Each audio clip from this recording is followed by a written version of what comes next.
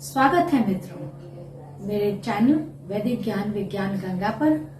हम उसी विषय को आगे बढ़ाएंगे। अब हम लेते हैं उदीच्य दिशा, उत्तर दिशा।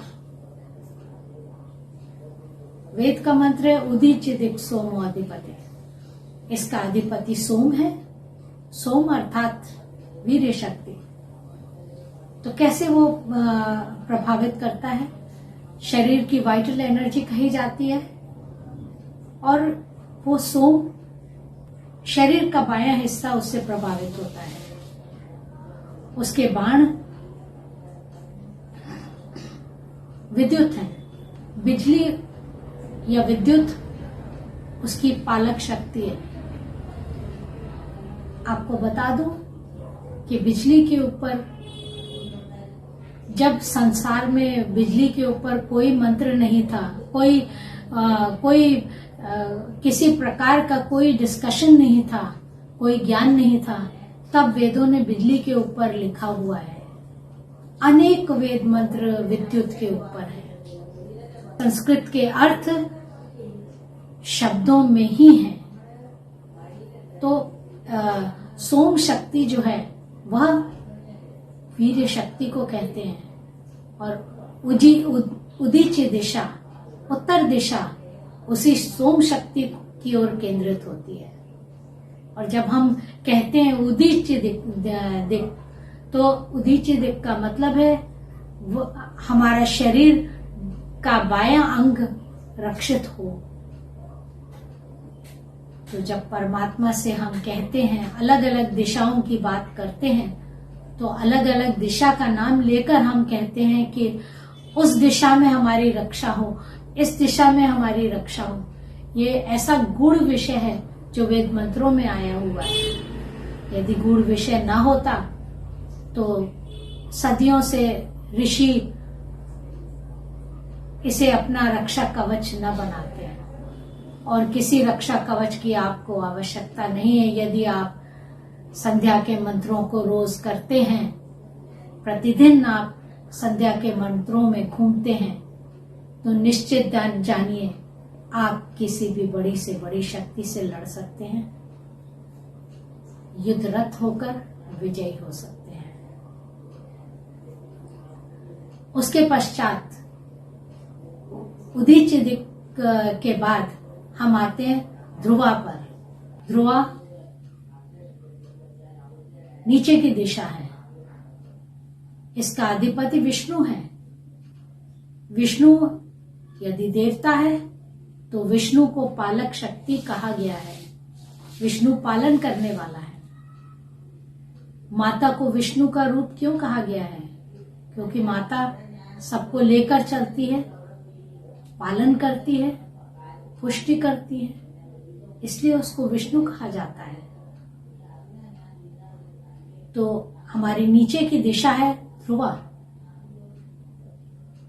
हमने अब पूर्व, दक्षिण, पश्चिम, उत्तर और अब आते हैं ध्रुवा नीचे की ओर।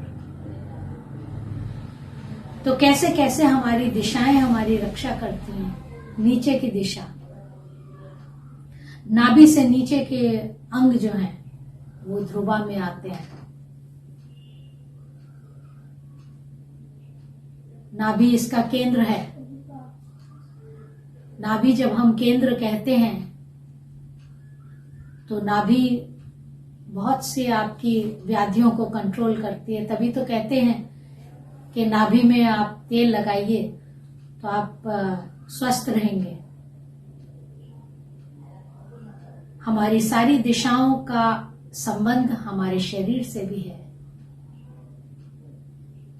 ये ऐसा विषय है जिसे हर व्यक्ति, हर कथावाचक आपको बता नहीं सकता,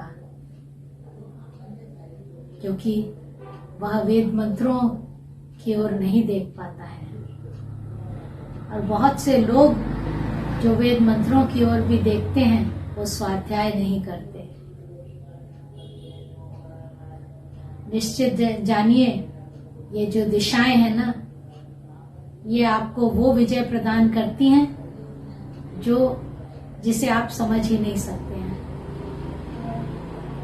उसके पश्चात आती है ऊर्ध्वा। ऊर्ध्वा की ओर जाने के ऊपर अनेक वेद मंत्र हैं। ऊर्ध्वा मतलब ऊपर, ऊर्ध्वा मतलब आकाश, ऊर्ध्व गति। तो ये ऊर्ध्वा जो है इतना महत्वपूर्ण है दिशाओं में। ऊर्ध्वा का अधिपति है बृहस्पति। सूर्य, चंद्रमा और नक्षत्र ये सब ऊपर की दिशा में आते हैं। जब हम ऊपर की ओर देखते हैं और हम ऊपर की ओर दिशा के लिए रक्षा की प्रार्थना करते हैं, इसके मतलब हे परमात्मा, ऊपर की दिशा की ओर से हमारी रक्षा हो। ऊपर से कोई भी ऐसा आक्रमणकारी या आक्रमण ना हो सके जो हमें नुकसान पहुंचाए, जो हमें नष्ट कर सके। तो ये है हमारी सारी दिशाओं का। ये तो मैंने बहुत एकदम ब्रीफ में बताया है। इसका विस्तार है उस लेखमाला में। और ये जिस विद्वान ने लिखा है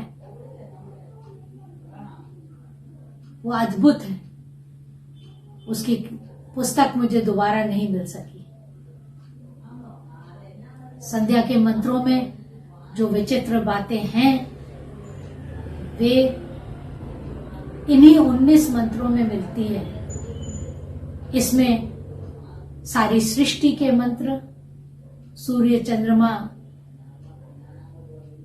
और सारे नक्षत्रों के ऊपर सारी सृष्टि इसमें इन्वॉल्व हो जाती है। यह संध्या आपकी रक्षा ही नहीं, आपको इस प्रकार से रखती है जैसे माता आपकी रक्षा करती है। ये 2-3 बार इसको आजमा के देखा है मैंने। ऐसी दुर्घटनाएं हो गई उसी संध्या के समय, और उसके बाद रक्षा कैसे हुई इसका अनुभव मुझे है। तो आप यदि संध्या करेंगे तो आप ये जानिए आप ऋषियों की परंपरा का अनुकरण कर रहे हैं। आपके श्री राम और कृष्ण ने संध्या की है, दोनों समय संध्या की है। जहां भी रथ रुक गए, जहां भी वनवास में जा रहे। एक और बात है, रावण को दशानन कहा गया है। वह दशानन 10 सिरों वाला नहीं था। विद्याएं तो उसके पास अनेक थी, लेकिन वो 10 दिशाओं का जानकार था, ज्ञान रखता था। अब ये 10 दिशाएं कौन सी थी, ये बहुत विस्तार का विषय है। ये हम कभी और लेंगे इसको। और अनेक विद्याएं रावण के पास थी और उसका बचपन का नाम वरुण केतु था। रावण उसका नाम बाद में पड़ा। ये सिर्फ वैदिक साहित्य में आपको मिलेगा, अन्य साहित्य में नहीं है। क्योंकि जो वैदिक अनुसंधान समिति के विषयों में और मटेरियल में जो मिलता है वो एक आई विटनेस अकाउंट है जो आपको कहीं नहीं मिलेगा। इसी प्रकार से हनुमान जी के ऊपर जब लोग बोलते हैं तो सूर्य को निगले नहीं थे। सूर्य सिद्धांत उनका विषय था। सूर्य सिद्धांत के ऊपर बहुत लंबी विस्तार पूर्वक उन्होंने बहुत ही विस्तृत पुस्तक लिखी थी, जो कि आज उपलब्ध नहीं है। आतताई तत्वों ने सब कुछ अग्नि में झोंक दिया है।